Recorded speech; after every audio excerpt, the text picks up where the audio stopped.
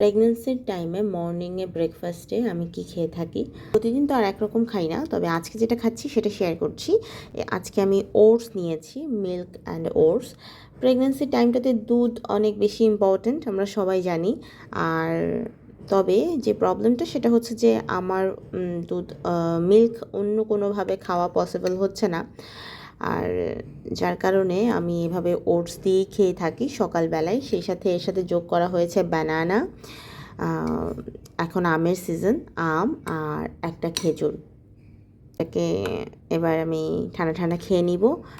সকালবেলায় ঠান্ডা ঠান্ডা খাওয়াতে একটু ভালো লাগে, যার কারণে খেতেও প্রবলেম হয় না।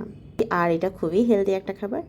এই তো এটাই হচ্ছে আমার মোস্ট অফ দ্য টাইম প্রেগন্যান্সির সকালের ব্রেকফাস্ট।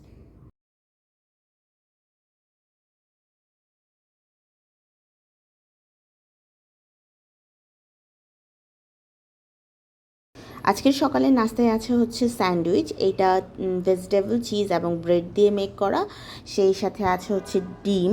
সকালে আমার নাস্তার প্লেটে এভরিডে মর্নিং একটা ডিম রাখার চেষ্টা করি, কোনো দিন সিদ্ধ, কোনো দিন আজকে যেমন হচ্ছে ডিম পোচ, এগ পোচ আছে, আর ফ্রুটসে আছে হচ্ছে অ্যাপেল।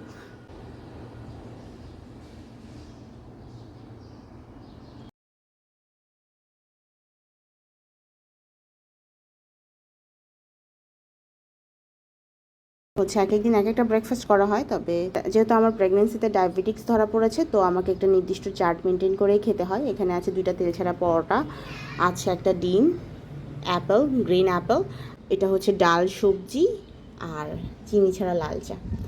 সেই সাথে এই যে ইনসুলিন আছে।